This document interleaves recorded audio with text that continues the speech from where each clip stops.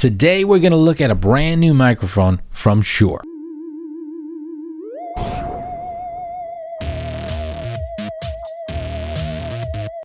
Now this is the Shure MV7. They're calling it the MV7 podcast microphone.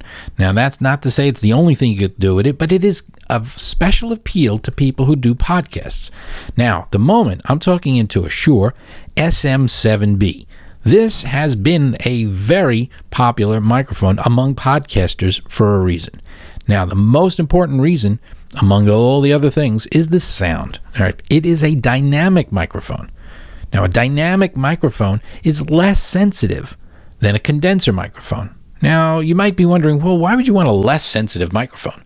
Well, right now, I have to my left, on my left side, I have a recording booth. Now, in that recording booth, I can use like $1,500 Neumann state-of-the-art microphones. I've got some really great stuff. I got Sennheisers, and I've got some Shures, I've got some Rhodes. I've got like 20-something mics. And in that booth, I want a very sensitive microphone, and it's got 4 inches of insulation. But outside of that booth, I can't use a microphone like that. I need a dynamic. And whenever I do my demonstrations, my product reviews on my desk, I'm outside the booth, and I want to be able to hear me. That is to say, when I'm in front of the microphone or near the microphone, I want it to pick up my voice, but I don't want it to pick up my air conditioner, which is in the very next room. I don't want it to pick up the fans on the computers that are right over here. I don't want it to pick up anything other than my voice. And that's what a dynamic microphone's good for. In fact, most people are familiar with the most popular dynamic microphones, which is the SM lines. These are also like the SM7b, the SM58, the most popular microphone ever. Just about everybody uses one on stage. And when you're on stage and you're singing with this thing right next to your mouth, right a couple of inches away, barely a few feet away, is somebody else rocking on his guitar and his amp is there. You have a crowd, hopefully, of people screaming and shouting and all that other stuff. You don't want a microphone that's going to pick them up. You want to pick up your voice. So the SM58 and other dynamic microphones fill that niche. They are the kind of microphones you want when you don't want to pick up the rest of the sound in the room.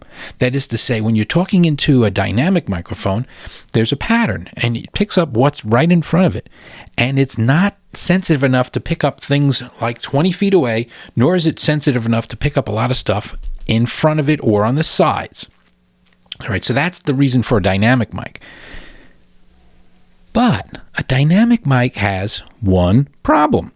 In the case of something like the SM7b, which is what I'm talking into right now, you need not only to spend more money on that microphone, in this case $400, but you often need some sort of preamp or at least a high-end recording device or interface. Now, if you buy the typical home interface and spend, let's say, $150 or so for that, you then need a preamp, something like a Cloud Lifter or an SC Dynamite. I've got a whole bunch of things, a Fed head. These are devices that cost about $100 to $150 or more. I have a DBX 286, which I've demonstrated in a previous video. I've got a Blue Robbie. This is a $600 to $1,000 preamp. There's all sorts of things you need to bring up that signal, because this microphone here is a pro-grade microphone, and it needs 60 dB. And I know that's technical, and I'm not the technical guy, but it needs 60 dB of gain. That's a lot of gain. So this particular recording I'm making today is being done with a actually, why am I moving that? You can't see it. It's outside of the shot. I am recording this with a Sound Devices Mix Pre 6. That's the Mix Pre 6 2. That's a pro grade or mid grade audio interface and recorder. So I'm recording directly onto an SD card. All right, so that's got 80 dB plus, maybe 85 dB of gain, so I can run the SM7b on that. But now we're talking like $1,000 between the two. All right, now let's go over to the MV7. So now I'm on the MV7. Now, what does it take to make that work? Nothing else, actually. You can have, not only do you not need to have a high-end interface or a preamp, but you could plug it in directly through a USB cable in the back. Now, I'm not using that one right now because I'm plugging it into the same recorder as the other two microphones, so we can do that head-to-head with the Super, the Beta, no. This is the Super 55. This is the MV7. And this is the SM7b. So I'm recording all three at the same time on the same recorder. But if you are a podcaster or somebody who just wants to use it for a Zoom meeting or something like that, the SM7b is a little bit too much because you need all that extra hardware to support it. But not so with the MV7. The MV7 gives you I wouldn't say the same sound quality, but you get that same dynamic pull, which is that it pulls your voice from the room, does not pick up the echo in the room. It doesn't pick up the fans and the air conditioners and all the other things that are going on around you. It gives you that same kind of sound, but directly connected to your PC. Now, when you directly connect it to your PC, they have a micro USB connector in the back and a headphone jack. So when you use the headphone jack, you can hear yourself, because it's a good idea to monitor yourself when you're recording, and you hear it in real time because there's no latency. It's not coming from the PC, it's coming from the mic itself. Now, it has a touch-sensitive band on the top where you can adjust the sound level for your headset, and you can also adjust the loudness or gain of your microphone. You can also mute it from there, and it's just kind of a touch ring, and it has these lights on it. Now, if you're going to record on your PC or your Mac, you can use just about any recording software like GarageBand, and they give you a sort of a plug-in that runs in the background where you can set various characteristics of the microphone. You can set it for a darker sound. You could set it with a little more of a brighter sound. You can set it whether you want to be near or far from the microphone and have it adjust the gain accordingly.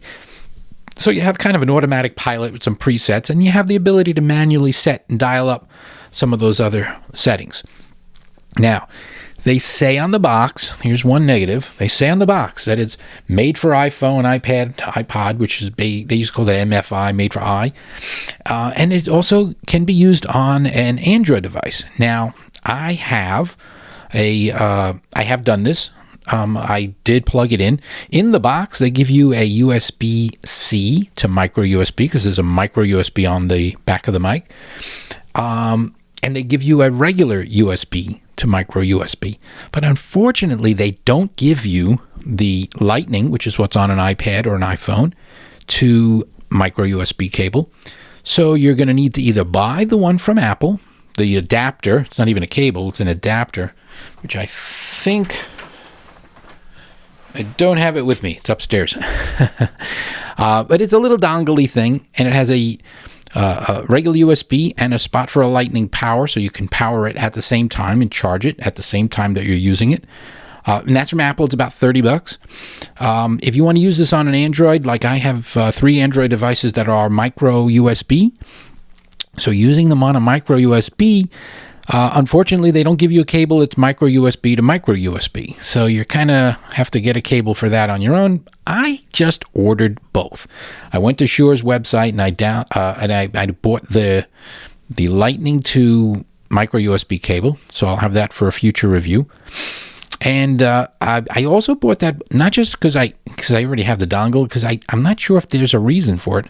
But when I recorded using the MV7 on the iPad, they have an app, a Motiv app, M-O-T-I-V, Motiv. It doesn't recognize the mic as a Shure microphone. It just says, unplug this. It just kept saying, unplug it, plug it back in, unplug it, plug it back in. I turn off the iPad, I close the app, reopen the app, unplug it, plug it back in. It always told me that it didn't recognize my microphone. But it did record, and it made a beautiful recording, a perfectly crisp recording. But I wasn't able to use the digital features that I could on the Mac version, which gives you that ability to change the tonality and so forth. I'm not sure if that has to do with the fact that I'm using the Apple adapter, so I ordered the one from Shure. Now, one other thing is I haven't tried it on the Android yet because I don't have that cable, but I did order it, so I'll put that in a future review. It could also be firmware, I thought, but then I went on the Shure website and I saw there was you can download inside the app, you can do an update to the firmware. So I actually updated the firmware on the MV7. So it has the latest firmware. So it just came out and they already have an update. That update still gives me the error, so I'm hoping that this is something they'll clear up in the software, so you can try it out on the iPad with the little options to fiddle with the settings. But even if you didn't use that option, it does give you great sound plugged directly into an iPad or an iPhone using just about any recording program, including theirs. So the Motive app does load, and they also have a video version of the Motive app, which means if you do end up plugging this into an iPhone or an iPad to shoot videos, like a vlogger or a gamer or whatever it may be, you'll be able to do that with the audio coming from the Motive line, the MV7. So that's a great thing. So in summary, let's listen to all three microphones one more time. This is the Shure SM7b. The Shure SM7b. What do you think of the sound here? I mean, it's definitely a little different. And I should point out the SM7b has switches in the back to either boost the high end or to put a low pass cut in there to give you a deeper, richer sound if you want that. I have it in the flat position, just for reference. It's in the flat position. The MV7 is what you're hearing now, and hopefully, even though this video is long, it's giving you an opportunity to hear the microphones in their natural setting, so to speak. You're hearing them as they're being recorded with my voice, which is what you'd be doing with it if you're podcasting. So you're hearing that again. Because it's in the analog mode, I don't get to play with those settings in, and I'm not doing any post compression or anything like that. The voice that you're hearing now is what the MV7 would sound like in analog mode for you. And also, to contrast it with one other dynamic, just because I love the look of this thing, here's the Super 55. The Super 55 is the Elvis mic, and it has great handling. You can hold on to it, and you can... Elvis used to just baby this thing and talk right up to it. You can kind of whisper. Now, I heard in my own ears a little bit of popping. I should also point out there is built-in filters on these microphones. I have this one kind of half off because I forgot to push it back on when I was playing with it before, but it does have a wind filter. You can take it off. Obviously, I just did, and then I guess I should show you what that looks like when it's not on it. Oops.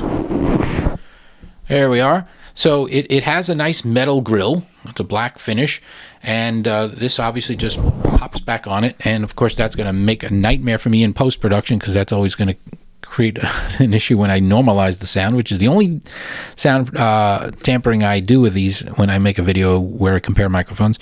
So anyhow, I've talked for a while, giving you a chance to hear these three microphones in an analog setting. I'll do a future video using it in digital mode, but that is the point there. The essence of this is that you have that versatility. If you want to use this for a great desktop mic, for a podcasting mic, for a gamer's mic, and you want to start off using it in USB mode, and maybe later you might want to plug it into a high-end interface like I am or something like that, you have the ability to do it both ways. This is the MV7. This is the SM7b. Radio favorite, podcaster's favorite, and the Super 55.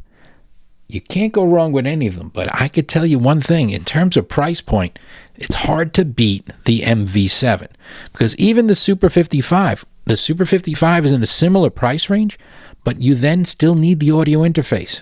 You may not need a preamp like you do with the SM7B, but you do need an audio interface if you're going to record on a PC or a Mac or an iPad for that matter.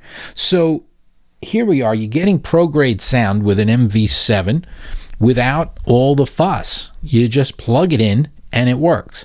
And again, my only complaint is they really should have maybe thought of a different plug in the back. If they put a USB-C there, and maybe they will in a future version, but if they put a USB-C there, there already are popular cables out there that are USB-C to the Lightning, which would work for an iPhone or an iPad.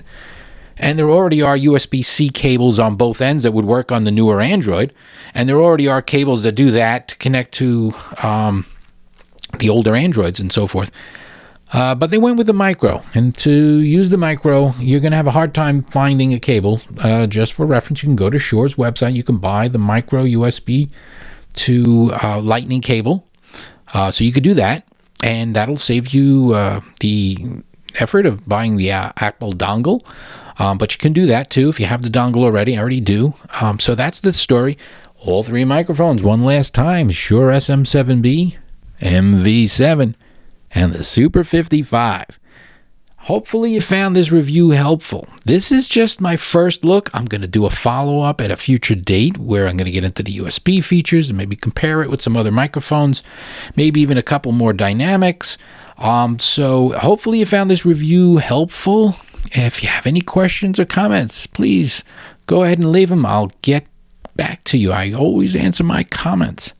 Thanks for watching. Love it. Love it. Love it. Great. Yeah, you're right. You're definitely right. We have talked on the phone maybe a dozen or so times. It probably is about the time we finally meet. Yeah, nothing big. Maybe a little coffee. Yeah. A snack. We'll out for a cafe. We'll have a little coffee. Yes, sounds great. Yes, but hey, as long as we're talking about that, it's probably a good idea for me to mention that.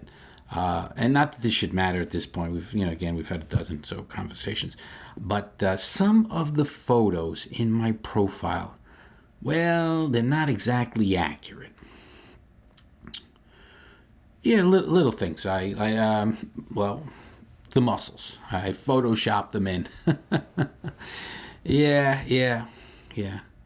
And technically, I'm not really good at Photoshop, so I left the head on. Yeah, no, it wasn't my face either. No, the whole head, the face, none of that's, no. Well, hello. Oh, hey, thanks for watching the video. I hope you liked it. If you like this sort of thing and you're looking for a channel to enjoy from somebody with integrity, do me a solid. Hit the thumbs up. And every now and then, leave a comment. And by all means, subscribe. Subscribe, and when you do, hit the little bell, and you'll get notified right after I post a new video. And again, if you like this sort of thing and you're looking for a channel with some integrity, I'm the guy. Thanks again for watching. Are you back? Hello? Hello? Did you drop the phone or anything? Hello? Nothing.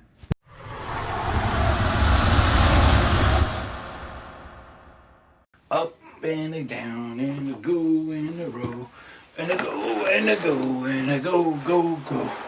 This is the warm-up, but it's not really a warm-up. Hey, I'm going to start shooting now. What do you think? All right, I'm ready. Is everybody ready? You guys ready? I'm ready. He's ready. Everybody, what? That guy. He's not.